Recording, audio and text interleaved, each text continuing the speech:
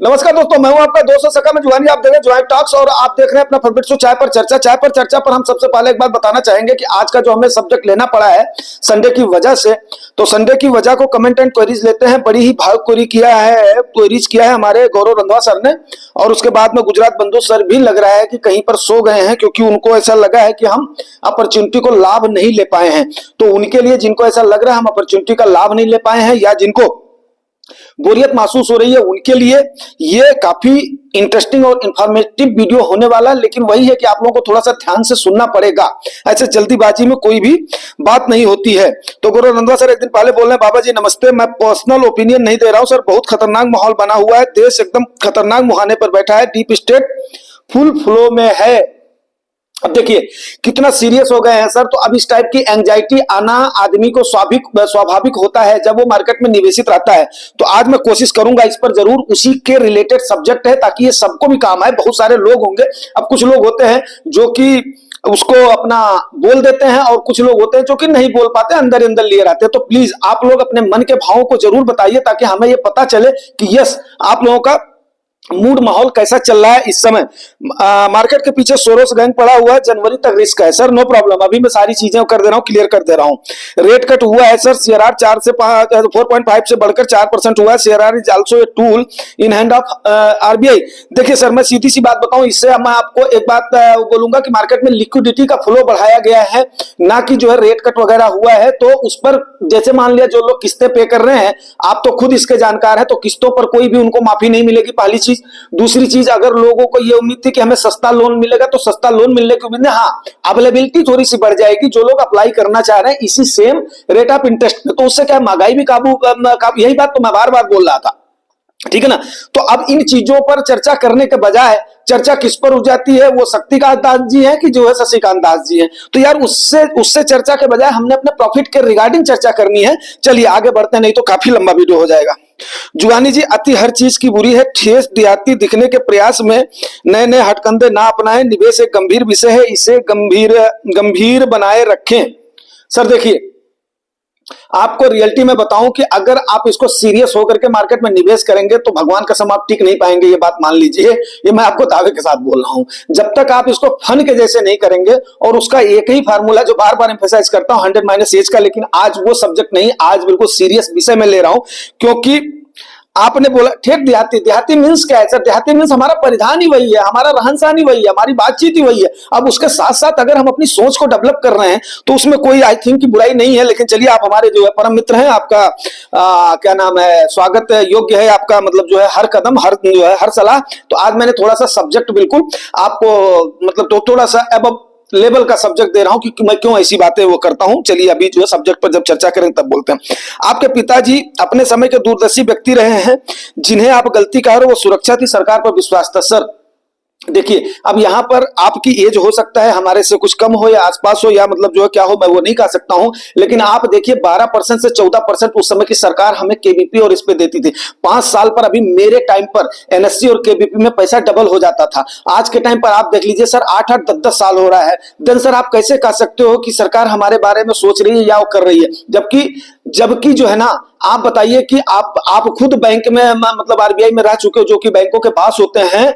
Bank खुद आज के टाइम पर पर्सनल लोन 12%, 14% पर लोगों को दे रही है, उसके बाद में उनसे उगाही कर रही है, और हमें कितना दे रही है? 6%, 5%, 3%, 3.5%। सर ये इसको आप क्या, आप जो है आप एक जस्टिस कहेंगे? ये बड़ा ही एक पवित्र मंच है जो कि मतलब लोगों को इस चीज को बताया जा रहा है, भैया आपके हाथ में टेक्नोलॉजी आई हुई है, इसके अनुसार ये लोग आज तक करते आए थे, आप इस पर काम करें। चलिए हम इस पर भी चर्चा नहीं कर रहे हैं, आज का सब्जेक्ट काफी अच्छा है, हम उस पर जाने जा रहे हैं। अब कंटेंट उबाऊ हो रहे, गियर चेंज करिए। सर देखिए, कंटेंट ये फिजिक्स, केमिस्ट्री और मैथ, 3 ऐसे सब्जेक्ट होते हैं जो कि हमेशा उबाऊ ही रहे हैं। उसको वही लेता है जो कि पेशेंस रखता हो, धैर्य रखता हो, और मार्केट में वही टिकता है जो कि कम से कम पेशेंस और धैर्य के साथ चलता है। तो उबाऊ कंटेंट तो आपको लगेगा इसलिए लगेगा क्योंकि इसमें अब वो लटके झटके वाले तो कोई थॉट तो है नहीं। इसमें थॉट क्या है? जो कि दिमाग की नसें आपकी हिले।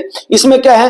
वर्ल्ड के आपको सिनेरियोज पर नजर रखनी पड़ेगी, इंफॉर्मेशन पर नजर रखनी पड़ेगी, उस पर नजर रखनी पड़ेगी, और फिर आप कब निवेशित हो, सारी चीजें मैं आपको क्लियर करूंगा। लेकिन कोई बात नहीं है।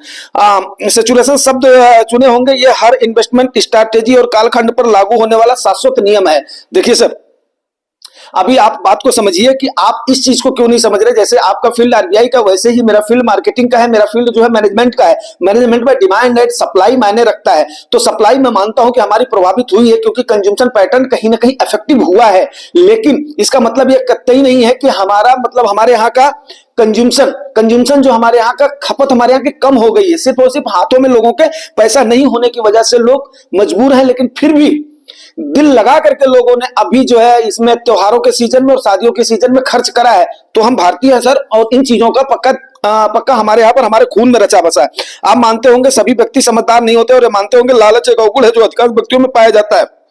जो इनफ्लो म्यूचुअल फंड में अचानक आया है, वह अचानक निकलने के अधिक आसार है। जैसे कोई नई इन्वेस्टमेंट स्ट्रैटेजी आएगी लाइक क्रिप्टो रिट्स, उसका प्रचार होगा तो यूथ है ना, इंपेशेंट, ग्रीडी, अनस्टेबल, इस पर ज्यादा भरोसा ना करना, एक साथ विड्रा करके भागेगा। नहीं सर, आप अभी आज के युवा को आपने समझा ही नहीं है। आज का युवा कहीं नहीं भागने वाला है, अगर उसके साथ छल बल कल न किया जाए तो। ठीक है ना, उसके साथ अगर छल होगा तभी वो भागने की कोशिश करेगा। आज का युवा बहुत समझदार है, और मेरे ख्याल से आप देखिएगा जो है परसेंटेज देखिएगा कि 44 से लेकर के 55% में हमारे व्यूअर्स में कम है। मैं अपनी बात कर रहा हूं, जो कि मेरा छोटा चैनल है। 35 से लेकर के 44 साल, 25 से लेकर के 34 साल का परसेंटेज ज्यादा है सर। आज का आदमी ज्यादा समझदार है, वो अपने गोल को, अपने एम को पक्का रखता है। वो अपनी गाड़ी को लेने से पहले सोचता है, अपनी ईएमआई भरने से पहले सोचता है, अपनी हर चीज के लिए सोचता है। तो सर मतलब जो है मैं एक्चुअली जो है हमें युवाओं के साथ अपने सोच को बेहतर बनाना पड़ेगा। चलिए अभी आगे करते हैं, क्योंकि मतलब जो काफी टाइम खींच जा रहा है। इक्विटी खींचकर 26-27 चलेगा, दैट इज गाड़ी जब टॉप स्पीड पर पहुंचती है तो मीडियम टर्म। ठीक है सर, अब आपका ये अपना ओपिनियन हो सकता है। एसआईपी थ्रू एमसी सपने बेचने कितने लोग मानते हैं? तो सर ये जो है सर देखते हैं, अभी जो लोगों के मतलब व्यूज भी आ जाएंगे। लेकिन आपको बहुत बहुत धन्यवाद कि कम से कम आपने इतना सारा अपना ओपिनियन दिया है। यस, ओपिनियन दे सकते हैं, मत हो सकता है, इसमें कोई भी वो नहीं है। उस पर मैं चलता हूं सर, अभी उसके बाद में आपको करता हूं। मैं देखिए सर, सबसे ज्यादा रिस्की कौन है आज के टाइम पर? आप किसको मानते हैं रिस्की? क्योंकि मैं आपको और सबको अपना जो है लाइक कर देता हूं, उसके बाद में फिर देखते हैं। ठीक है सर, ओके। आप सबसे ज्यादा रिस्की किसको मानते हैं इक्विटी में? मिड कैप और स्मॉल कैप को ना, मानते हैं कि नहीं मानते हैं? उसके बाद में मैं उसको लेकर के आज इसीलिए मैंने किया, मैं बोला नहीं अभी सर को कम से कम आपने सर ध्यान दिया होगा कि पिछले 3-4 दिनों से स्मॉल कैप और मिड कैप लगातार बढ़ रहे हैं। 1% के आसपास हर दिन का इनकी हो रही है, अपना बढ़ोतरी हो रही है। तो आइए हमें देख लेते हैं कि आखिर में ये बढ़ोतरी के रीजन क्या है, और खास करके यहां पर युवाओं की स्ट्रैटेजी पर भी क्या प्रश्न जो उठ रहे हैं। पी वगैरह को हम करते हैं एक किनारे पर। जब मांग होगी तो रेट थोड़ा सा हाई होगा, इसमें कोई भी संदेह नहीं है। उन शेयर्स को देखिए जिनकी मांग होती है, उनका जो है कितना अपना जो है वो चला जाता है, पी चला जाता है। जिनकी मांग नहीं होती वो तो रहेंगे, सस्ते रहेंगे। चलिए, अब मेरे को ज्यादा बात करनी है, इसलिए मैंने चाय को जल्दी खत्म कर दिया। सबसे पहली बात देख लेते हैं, ये आपको 24 नवंबर से लेकर के अभी तक का मैं आपको डाटा दे देता हूं, स्मॉल कैप, मिड कैप और लार्ज कैप का डाटा के मुताबिक। देखो सर, मैं कभी भी जब आपके मन में संशय होता, आपके क्या किसी इन्वेस्टर के मन में संशय होता, तो मैं उससे डाटा वाइज बात करता हूं, क्योंकि डाटा को किसी भी गवाह की जरूरत नहीं होती है सर। तो आप इसको चाहें तो खुद भी रिसर्च करके देख लेते हैं। स्मॉल कैप में 1591 पॉइंट अप हुआ है 23 नवंबर के बाद में, जो कि तकरीबन 9.4%। बिल्कुल आपको सर एकदम से फैक्ट के साथ समझा रहा हूं। पीछे भी चलोगे तो पीछे भी किसी दिन मैं लाइव लूंगा तो पीछे के भी आंकड़े आपको करूंगा, लेकिन मुझे वही होगा कि कोई ना कोई एक मतलब जो है बंदा हायर करना पड़ेगा, जो कि डाटाज को कलेक्ट करके उसके बाद में यहां पर करता रहे। सर मैं अच्छे से, जब आप ऐसा नहीं है कि जो है वो पगड़ी बांध लेना वाला आदमी, या जो है उसके बाद में चद्दर ओढ़ लेने वाला आदमी, या जो है क्या नाम है देसी अपना खाना खाने वाला आदमी। हमारे यहाँ पर ऐसा नहीं है। मैं ये नहीं बोल रहा हूं कि मैं बहुत समझदार हूं, मार्केट की बहुत समझ है, लेकिन हाँ कम से कम इतनी तो है ही है कि लोगों को लाभ कैसे लेना है वो मैं बता सकता हूं। चलिए सर आगे देखते हैं। 1591 पॉइंट 9.4% का गेन दिया है 23 से अब तक। उसके बाद में मिड कैप का अप हुआ है 3731 पॉइंट्स, जो कि 7% के आसपास। ठीक है, लार्ज कैप का 1118 पॉइंट अप हुआ है, जो कि 5% के आसपास। ठीक है, अब यहां पर क्या हुआ है कि देखिए, आपको अगर मैं इतने दिन का लूं प्लस पीछे के भी दिन का लूं, जो मैं आपको बार बार बोलता हूं कि 12 से 12.5% अगर निफ्टी देती है तो उससे 2%, 2.5% अप मानिए कि आपकी स्मॉल कैप देगी। यहीं पर ही देखिए, इतने ही दिनों में 5%, 7%, 9.4%। और मिड कैप से भी 2-2.25%, 2.5% आपकी स्मॉल कैप ज्यादा देती है। तो आपकी अगर मान लिया इसने लार्ज कैप्स ने 5% का रिटर्न दिया, तो वहीं पर मिड कैप्स ने 7% का रिटर्न दिया, उसके बाद में 9% दिया है। कब से? 23 नवंबर से अब तक का। तो बिल्कुल ठीक ठाक गणित में जो इसका कदम दर कदम चलता हुआ रिकॉर्ड है, आप चेक कर लीजिएगा कि हमेशा लार्ज कैप से मिड कैप का 2% ज्यादा होता है और मिड कैप से स्मॉल कैप का 2%, और यह लंबे समय पर बिल्कुल एवरेज आउट हो जाता है और यही रिटर्न आपको मिलता है। अगर निफ्टी ने वहां पर 14% के आसपास रिटर्न दे दिया है, तो आपका 16 से 17% मिड कैप दे देता है, और अगर उतना दे दिया तो आपका 19 से 20% आपकी लार्ज कैप दे देती है। सर, अच्छे फंड आपको यही रिटर्न देते हैं और आपकी इंडाइसेस भी यही रिटर्न देती है। तो सर, मेरी इस बात को आप मानेंगे नहीं मानेंगे, रिसर्च करके देख लीजिएगा। आगे इस समय जो उसके बाद में इनफ्लो आया, उसके दो रीजन है। देखिए, पैसा मार्केट में दो ही टाइप से आता है सर, एक तो एसआईपी के थ्रू आता है, दूसरा डायरेक्ट जो हम लोग अपना परचेज करते हैं। अब एसआईपी पर हमने कभी भी अंकुश नहीं लगानी है, ये मैं क्या हर कोई बार बार बोलता है, लेकिन डायरेक्ट परचेज पर कब कब अंकुश लगाना, क्या लगाना, वो मैं आपको आगे बताऊंगा। हाँ, ये जो इतने सारे इन्फ्लोज इस बीच में हुए हैं, उसका एक रीजन हो सकता है कि एसआईपी में हो सकता है सैलरीड क्लास लोग, जिनका की सैलरी होने के बाद में फर्स्ट वीक में उनकी एसआईपी रही हो, या उन्होंने थोड़ा सा फोमो में आकर के डाला हो, बट ये एवरेज आउट होकर के तीनों में इक्वल गया है सर, इक्वल गया है, ये देख लीजिए। ठीक है, यही तो होता है। सबसे ज्यादा जुहानी टॉक्स जैसे बहुत सारे इन्फ्लुएंसर लगे हुए हैं लोगों को जागरूक करने में, निस्वार्थ भाव से लगे हुए हैं। उसके बाद में देखिए सर, अब खरीदारी में आपको सीधी और सिंपल सी बात है, डायरेक्ट की खरीदारी में आपने अभी देख लिया है, सबसे बढ़िया जो खरीदारी हुई है, जो 200 दिन के आंकड़े को क्रॉस किया था, जब आपकी निफ्टी ने 23,243 के लेवल पर जब आपकी निफ्टी आई थी सर, तो वहां पर जाकर के आपका बढ़िया खरीदारी का मौका था। लेकिन हम लोगों ने, भाई किसी को भी पता नहीं था कहां से मार्केट रिवर्सल लेगी, तो हम लोगों ने उसको थोड़ा करके एवरेज आउट करना शुरू कर दिया। उसके बाद में जब 23,500 के लेवल को आपकी निफ्टी ने क्रॉस किया है, क्या मैंने एक पैसे की किसी को खरीदारी की सलाह दिया है आपकी तरफ गई है? तो नहीं दिया है, क्योंकि सबसे अच्छी खरीदारी होती है आपकी जो आप इस लेवल पे खरीदारी करते हैं। और ऑपरेटर का मैं आपको सीधा और सिंपल सा गेम बताऊं, हाँ मैं मानता हूं सर, आपने बोला मैं ठेठ गवार देहाती जो भी हूं, लेकिन ऑपरेटर नहीं, आपने बोला नहीं, मैं ऐसा नहीं बोल रहा हूं, आपने एडवाइस दिया हमें। मेरे कहने का मतलब ये है कि आपका ऑपरेटर कभी भी, चाहे आप डायरेक्ट शेयर ले रहे हो, चाहे आप म्यूचुअल फंड के थ्रू लो, वो भी पैसा तो आपका शेयर्स में जा रहा है ना। आपके फंड मैनेजर की मजबूरी है कि आपने पैसा दे दिया, तो वो कितना कैश होल्ड रखेगा, जितना की सेबी की गाइडलाइन है, ना चाहते हुए भी वो मार्केट में उसको पैसा लगाना ही पड़ेगा। तो ऑपरेटर हमेशा क्या करता है, आपको ऊपर फंसाने की कोशिश करता है और खुद वहां पर चालबाजी से निकलने की कोशिश करता है। सर, शाम को भी इसी वीडियो पर चर्चा हुई थी जो आपको मॉर्निंग में मिला है, कि ऑपरेटर कहां पे गेम करता है। तो ऑपरेटर यहां पे आपका गेम करता है, तो मैं हमेशा ये मानता हूं कि रेट जो है ना, वो सबसे अहम है सर। अगर आपने सही रेट पर खरीद दिया तो आपकी हमेशा पौबारा रहेगी। आप उस समय बिल्कुल रसगुल्ले के साथ, केले के साथ, चने के साथ, उसके साथ, इसके साथ आप अपनी जिंदगी को एंजॉय करेंगे। नहीं तो उसके बाद में फ्रस्ट्रेटेड ही कोई भी निवेशक होगा, फ्रस्ट्रेटेड रहेगा जब तक वो, हालांकि वहां पर रेट आएगा जरूर, लेकिन बट वो उतने टाइम तक एंजाइटी हावी रहेगी। अब किसको किसको एंजाइटी हावी है, बाय मेहरबानी छिपाना नहीं है, आपका परिवार है, उसको जरूर करिएगा। तो कहीं ना कहीं आपने हायर रेट पर, छोटी छोटी डिप पर ही आपने ज्यादा पैसा लगा दिए होंगे। जबकि मैंने बार बार आपको एक ही चीज बोलता था, जितना आपका गिर रहा है उसी के परसेंटेज के मुताबिक आप केवल एलोकेट करिएगा। ये बात मैं बार बार आपको बोलता था, पिछले वीडियोज को आप देख लीजिएगा, ठीक है ना। ओके, फिर अब आपने ऊपर लेवल पे ले लिया, आप वहां पर अटक गए, तो हमारे जैसा आदमी क्या बोलेगा फिर आपको? वो सीधे यही जोर लगाएगा, चाहे वो कंटेंट उबाऊ हो चाहे ना हो, भैया रुके रहो, भैया डटे रहो, भैया रुके रहो, भैया डटे रहो, आएगा समय आएगा। अगर आपने सही रेट पर ले लिया तो आप फिर जो है कदम से कदम मिला करके चलोगे। तो भाई मेरे, आप लोग सोइए नहीं, कम से कम आप लोगों के मोटिवेशन की हमें भी काफी सारी जरूरत होती है मेरे भाई। चलिए अब आगे बात कर लेते हैं, मोटिवेशन वगैरह तो आप लोग करते रहोगे। अब सवाल ये उठता है कि क्या एफआईआई खरीदारी करेंगे? सबसे बड़ी चीज आपको पता है, कोई भी फैक्टर हावी नहीं हुआ इंडिया में, सिर्फ और सिर्फ एफआईआई की बिकवाली, ठीक है ना। तो एफआईआई ने, उनका भी तो कार्पस डाउन हुआ है, लेकिन मैं एक बात बताना चाहूंगा कि एफआईआई ने बेचा है तो उनको खरीदार मिलते रहे हैं। ये सबसे बड़ा शुभ संकेत है इंडियन मार्केट का। रंधवा सर, मैं पर्टिकुलर आपको नहीं, मैं सबको एड्रेस करके इस चीज को बोल रहा हूं। ये सबसे बड़ा, कभी ऐसा हुआ है कि हाँ इंडिया में जो है खरीदार नहीं मिल रहे हैं, शेयर बिक रहा है तो उसको फिर खरीदने वाले नहीं मिल रहे हैं? हाथों हाथ लपक करके लोगों ने खरीद लिया है।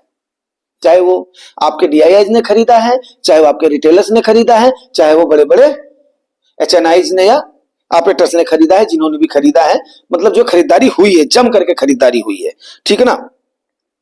अब इंडिया इस समय कुछ ही करेक्शन हुआ है, लेकिन भाव थोड़ा सा ठीक ठाक हुआ है। कई सारे शेयर्स अच्छे खासे करेक्ट हुए हैं, खूब पिटे हैं, जिनका रिजल्ट खराब आया है। आपको याद होगा वो बात हमने बोला था, जिन्होंने थोड़ा सा प्रदर्शन अच्छा किया उनको रिवार्ड मिला था, और जिनका प्रदर्शन खराब था उनकी पिटाई हुई है। ये शब्द भी मैंने इस्तेमाल किया था, आप लोगों ने देखा होगा। बार बार मैं अपने जो शब्दों पर भी मैंने क्या बोला हुआ था वो मैं आपको बता रहा हूं। दूसरा, एक आउटलुक आया है जो कि आपको बताना बहुत जरूरी है। मैंने एक वीडियो में कोट भी किया था, लेकिन वो यहां पर इस संदर्भ में ज्यादा ठीक बैठ रहा है। ईसीडीजी, इकोनॉमिक कॉरिडोर ग्रोथ की रिपोर्ट है। भारत के ग्रोथ को 6.9%, 7% से 1% कम दिखाया है, 0.2 या 0.1%, 6.8 और 6.9 के आसपास दिखाया है अगले 2 साल के लिए। अब सर, अगर जीडीपी का ग्रोथ 6.9 है तो इन्फ्लेशन कुल मिलाकर के 4-5% तो रहेगी, जैसे कि हमारे आरबीआई के गवर्नर साहब ने भी उस बात को बोला है।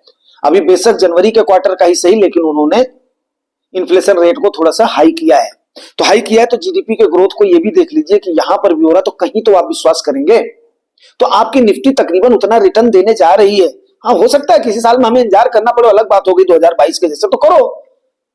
आए हो तो थोड़ा बहुत तो पेशेंस तो आपको रखना पड़ेगा ना, कलेजा तो मजबूत रखना पड़ेगा ना। चलो अब आगे कर लेते हैं, बाकी अगर चीजें हम करते रहेंगे तो फिर मामला गड़बड़ हो जाएगा। अब देखो, अब जैसे ही मैं वारेन बफेट साहब का नाम लेता हूं तो उसके बाद में फिर जो है रंधवा सर मेरे को टोक देते हैं, लेकिन ये लेना पड़ेगा। इसलिए लेना पड़ेगा क्योंकि ये नेशनल इंटरेस्ट की बात हो रही है, नेशनल इकोनॉमी की बात हो रही है, वहां पर बात करना बहुत ही मस्ट होता है, कई सारी चीजों पर चलता है। तो एक है आपका मार्केट और जीडीपी का जो रेशियो होता है, मार्केट कैप वर्सेस जीडीपी का जो रेशियो होता है ना, वो जानना बहुत जरूरी है। तो वारेन बफेट साहब ने बोला था कि अगर 115 ये है इसका रेशियो मार्केट कैप और जो है जीडीपी का, तो समझो कि वो आइडियल है। आइए देख लेते हैं अब हमारा कंपटीशन कैसे है। आपको पता है कि हमारा पैसा इंडिया से निकला कहां गया, चाइना में गया, फिर चाइना से निकल करके यूएस में गया। अब ऐसा लोगों का मानना है नहीं, अभी आना स्टार्ट भी हो गया है कि अब जो है यूएस से निकल करके पैसा इंडिया में आना है। उसका रीजन क्या हो रहा है मैं आपको बता रहा हूं। हमारे यहाँ के मेन कंपटीटर कौन है? अमेरिका है, आपको पता ही है। उसके बाद में आपका जापान है। जापान क्यों है? आपको मालूम है कि जो है कैरी ट्रेड के बारे में आपको पता ही है। उसके बाद में आपका चाइना है, और चाइना के बाद में इंडिया है। तो इन 4 कंट्रियों में मेन वो करता है। बाकी ये रसिया जापान जो है, इनके साथ हमारा कोई इतना बड़ा वो नहीं है, क्या नाम है, सॉरी मैंने उसका नाम ले लिया, अपना रसिया का नाम ले लिया। ब्राजील वगैरह के साथ हमारा कोई ऐसा कंपटीशन नहीं है। जो और भी अपना छोटे मोटे हैं उन मार्केट के साथ हमारा नहीं है। अब यहां पर आप देखते हैं मार्केट कैप और जीडीपी का जो रेशियो अमेरिका का इस समय 208% है। सोच लीजिए, कहां 115%, कहां 208%। वहीं पर जापान का 169% है। ठीक है, जबकि जापान का एन का इशू चल रहा है, वो भी आप लोगों से मैंने एक बार किया था, अपना डिस्कस किया था, अभी करूंगा तो बहुत जो लंबा वीडियो हो जाएगा। चाइना का आपका आज के टाइम पर 83% है, लेकिन उनको निवेशक नहीं मिले। क्यों नहीं मिलेंगे? क्योंकि उनका जो इन्होंने स्टिमुलस पैकेज दिया था उसका कोई ठीक ठाक असर नहीं पड़ा है, और ऊपर से ट्रंप चाचा का चाबुक भी है। तो अभी वहां पर जो है मेरे ख्याल से नहीं जा रहा है। ठीक है ना। तो ये उनका जो है अपना जो है यू भी अपना व्यवहार भी इंडिया के मार्केट का जैसा व्यवहार तो लोगों को मिलने से रहा। वहीं पर इंडिया का आज के टाइम पर 147% है। अगर इसको मैं कंपेयर करूं 27 सितंबर से, तो 27 सितंबर को कितना था? 154% था। अब आप खुद बताइए सर कि किस लेवल की जानकारी आपको दूं। अब दुनिया, आप मेरे को लग रहा है कि कहीं आप जो है डिजिटली अरेस्ट नहीं हो गए हैं। मैं जो गौरव रंधावा सर वो कर रहा हूं, मजाक कर रहा हूं, क्योंकि इतना ज्यादा निगेटिव हो जाना भी ठीक नहीं है। ऐसे थोड़े सारे इंडियंस की मतलब जो है 1 अरब 44 करोड़ की जनसंख्या का पेट ही लोग काट देंगे, उसके जो है तन के बस्त्री छीन लेंगे, उनके हाथों के नीचे से अपना गाड़ी खरीद ले लेंगे। वो मतलब जो है उनके यहाँ पर अगर आज के टाइम पर तकरीबन, मैं यूपी का हूं सर, हमारे यहाँ पर आप मानोगे नहीं सर, हमेशा अंधेरा रहता था। विश्वास कीजिए सर, अभी कम से कम 5 साल के पहले हमारे यहाँ पर लाइट हर जगह पे बहाल हुई है, और उसके बाद में कम से कम 22 घंटे तक लाइट रह रही है। अब इतने घंटे तक बिजली आ रही तो कितने सारे उपकरण लोग खरीद रहे हैं सर, कितना सारा कंज्यूमशन हो रहा है। आज के टाइम पर सुविधाएं जो है आपके सिटियों से अच्छी हो गई हैं। तो मैं आपको कैसे समझाऊं सर, कंज्यूमशन पैटर्न हमारा अच्छा है, हमारी जो है एग्रीकल्चरल की हमारी ग्रोथ उत्पन्न हमारी अच्छी हुई है, हमारे उद्यमी कम से कम ऐसा तो नहीं है एक क्वार्टर का रिजल्ट खराब आ गया तो वो करेंगे नहीं। सरकार ठीक है, सरकार आई है, फिर उसके बाद में कई सारे इश्यूज आ गए हैं, कई सारे इलेक्शंस आ गए हैं, फिर उसके बाद में मानसून का सीजन आ गया है, अभी कैपिटल एक्सपेंडिचर जो सरकार इंक्रीज तो कर रही है। तो ये सारे फैक्ट्स हैं सर जिनके लिए मैं जो पॉजिटिव भी हूं और उसके बाद में इंडियन मार्केट को लेकर के ऑप्टिमिस्ट भी हूं सर। आप लोगों को जानकारी कैसी लगी है सर वो करिएगा, मेरा किसी के प्रति पर्सनल वो नहीं है, मैंने इसको एक परिप्रेक्ष्य में रखा है कि यस इक्विटी में निवेश वन ऑफ द बेस्ट निवेश है। आगे आपको अगर शाम तक मैं जरूर बताऊंगा कि किस किस एसेट ने कितना रिटर्न दिया है, ताकि और भी जो भी दिमाग से फोमो है, फड है, फलान है, ढमकान है, ये सब निकलता चला जाए और आप लोग एक सही राह पर अगर आए हैं तो उस राह को चलें और विश्वास रखें कि यस अगर भारत की ग्रोथ में भरोसा है, भारत सरकार पर भरोसा है, तो यस आप उससे निराश नहीं होंगे। हाँ, थोड़ा सा ये उतार चढ़ाव तो चलता रहता है, उसी का नाम तो इक्विटी है सर। बस thank you very much. Thank